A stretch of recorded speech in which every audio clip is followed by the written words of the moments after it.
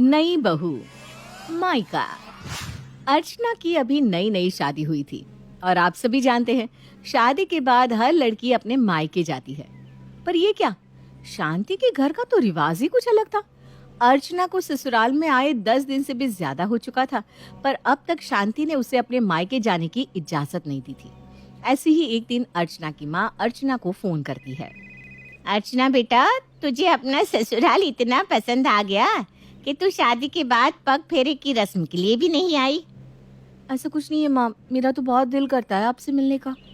दिल तो कर रहा है कि अभी उड़कर ही आ जाऊं, पर माँ जी है कि जाने ही नहीं दे रही। क्यों नहीं आने दे रही? अपनी सास को फोन दे, मैं खुद बात करती हूँ तेरी सास से। आखिर क्या वजह है जो वो तुझे पग फेरे की रस्म के लिए नहीं आने दे रही? अरे एक दिन की ही तो बात है। माँ, विवेक जी ने माँ जी से बात की थी इस बारे में, तो माँ जी बता रही थी कि अभी कोई नक्षत्र सही नहीं है, हमारा घर से निकलना अच्छा नहीं है।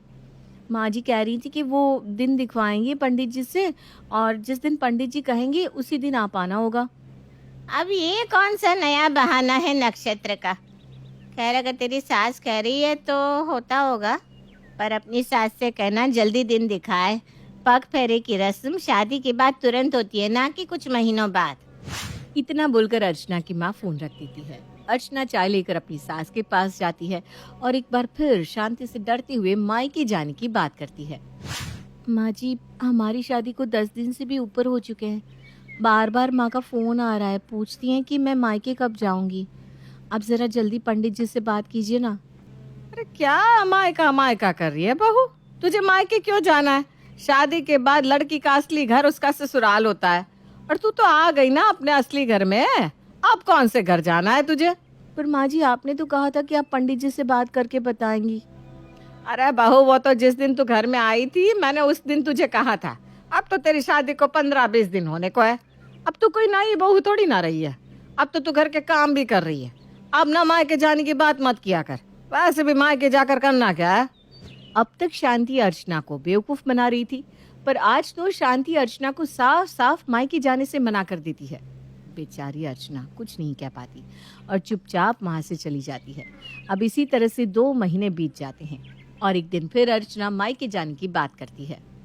माँ जी, अब तो 2 महीने हो गए हैं, मैं अब तक एक बार भी अपने मायके नहीं गई। एक बार मुझे मेरे मायके जाने दो ना, मैं एक दिन में वापस आ जाऊंगी पक्का। अरे बहू, तू तो 5 साल के छोटे बच्चे की तरह जिद करती है। यहाँ मेरे घुटने के दर्द नहीं जा रहे और तुझे मायके जाना है। पर माँ जी, ये मेरा जोड़ों का दर्द। तेरे मायके जाने की बात ना बहू हम बाद में करेंगे, फिलहाल तो अभी तुम मेरे लिए दवाई ला दे और थोड़ी चाय बना दे। चाय नहीं पीना, आज सर में दर्द हो रहा है। ये बुढ़ापे का दर्द जीना नहीं देगा मुझे।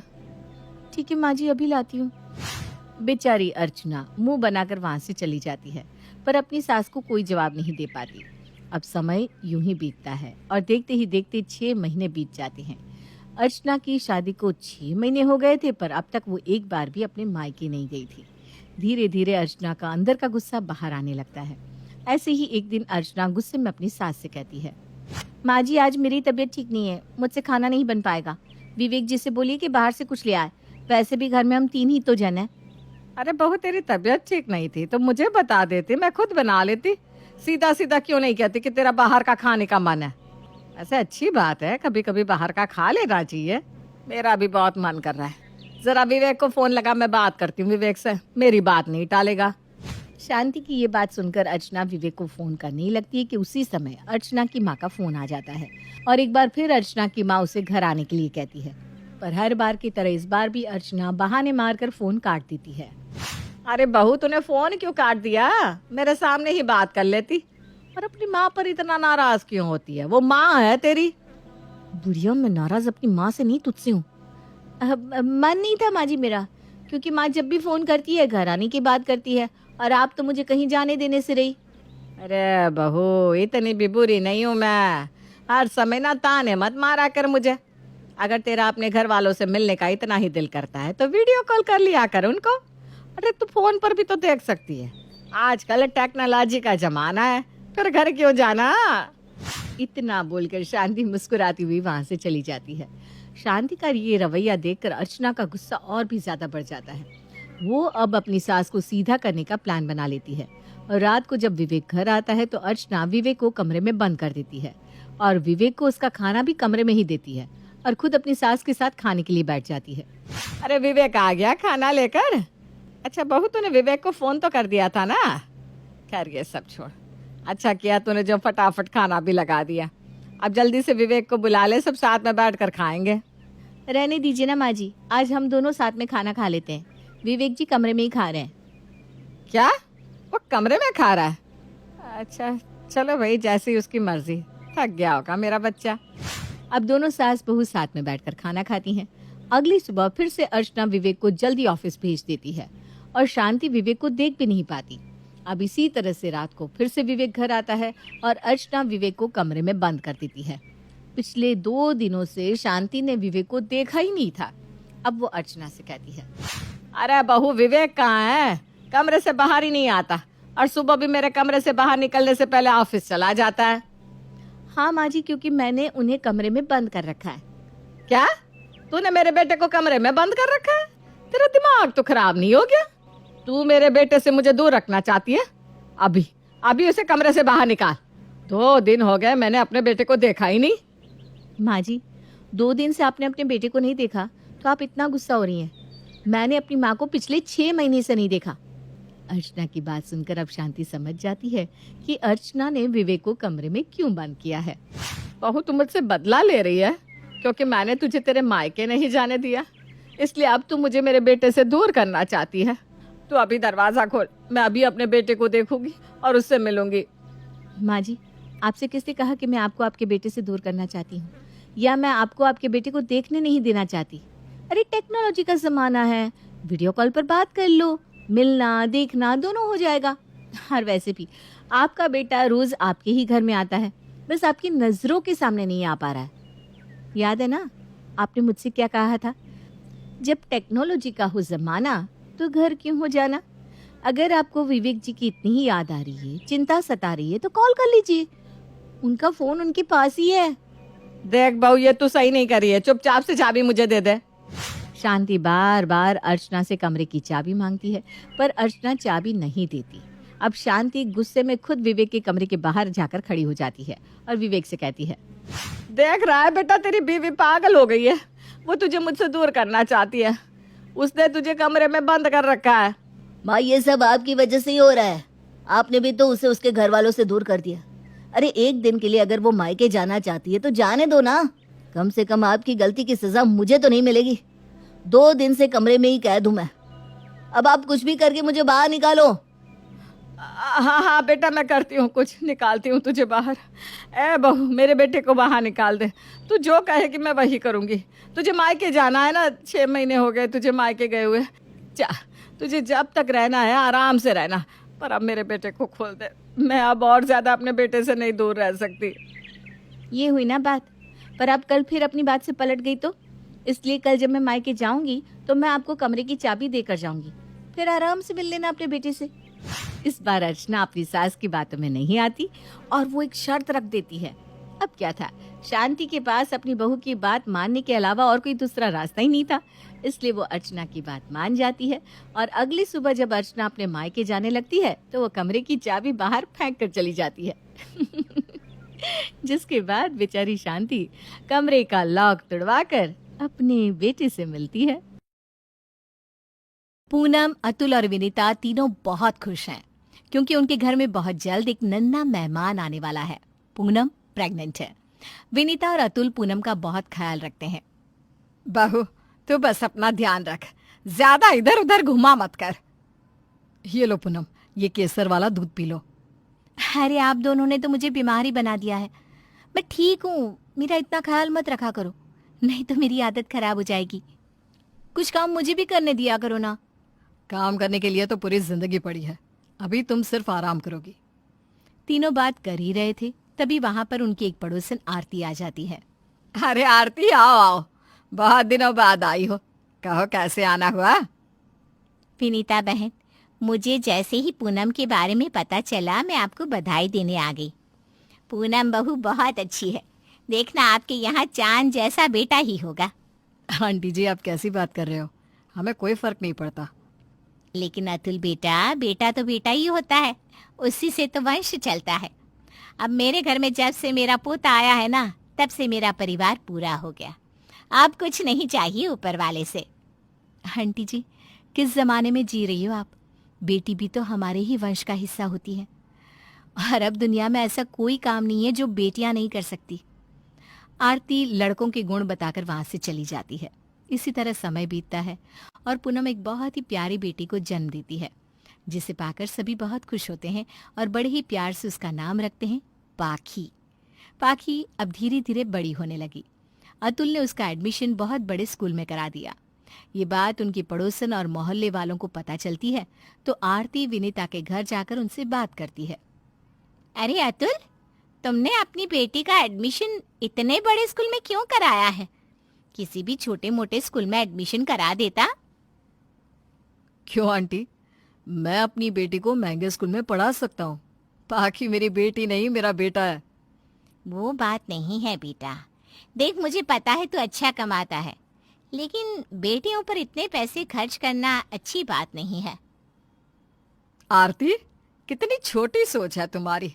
हम कभी भी बेटों बेटियों में फर्क नहीं करते। अगर पाखी बेटा होती तब भी हम उसे इसी स्कूल में पढ़ाते। मेरी पाखी बेटी नहीं, बेटा ही है। विनीता बहन, तुम तो फिजुल में गुस्सा हो रही हो। आखिर बेटी ही तो है, कल को पराए घर जाना है तो उसकी पढ़ाई तुम्हारे काम थोड़ी ना आएगी। मेरी पाखी पराए घर जाएगी जरूर, लेकिन वो पराई नहीं है, इसी घर की बेटी है। और वैसे भी बेटी बेटा दोनों बराबर होते हैं। तुम सब तो एक ही बात लेकर बैठ गए हो कि बेटी बेटा एक समान होते हैं। एक समान नहीं होते, फर्क होता है दोनों में। और एक ना एक दिन मैं ये साबित जरूर कर दूंगी। और फिर आपको ये मानना पड़ेगा कि आपकी पाखी बेटा नहीं, बेटी ही है। आरती वहां से चली जाती है। ऐसे ही समय बीत गया और पाखी कब बड़ी हो गई पता ही नहीं चला। उसने अपना स्कूल तो खत्म कर लिया था, अब वो किसी बड़े कॉलेज में एडमिशन लेना चाहती थी। मॉम डैड, आप मेरा एडमिशन बहुत बड़े कॉलेज में करवाना प्लीज। मेरे 12वीं में मार्क्स भी बहुत अच्छे आए हैं। तुम जो कॉलेज कहोगी उसी में तुम्हारा एडमिशन होगा। आखिर तुम मेरी बेटी नहीं, बेटा हो। डैड, आप मुझे बार बार बेटा मत कहा करो ना। मैं बेटी ही हूँ, और बेटी रहकर भी मैं वो सब कर सकती हूँ जो एक बेटा कर सकता है। और हाँ बेटा, तुम्हें स्पोर्ट्स में भी तो इंटरेस्ट है ना? Cricket mom, cricket. मुझे क्रिकेट खेलने का बहुत शौक है। जानती हूँ बेटी, तुम अपने स्कूल की क्रिकेट टीम की कैप्टन भी थी। तुम्हारी सारी शौक ना बेटों की तरह ही है, इसीलिए तो तुम हमारी बेटी नहीं हो बल्कि बेटा हो। मॉम, क्रिकेट बेटियों को भी पसंद होता है। जरूरी नहीं अगर मुझे क्रिकेट में इंटरेस्ट है तो मैं बेटी की तरह हूँ। मैं आपकी बेटी हूँ।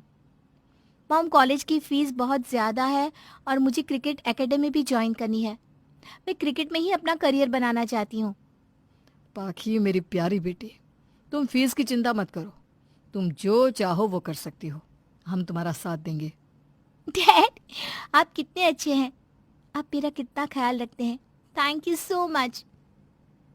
अच्छा, आप बस डैड को ही थैंक यू कहोगी। Love you mom.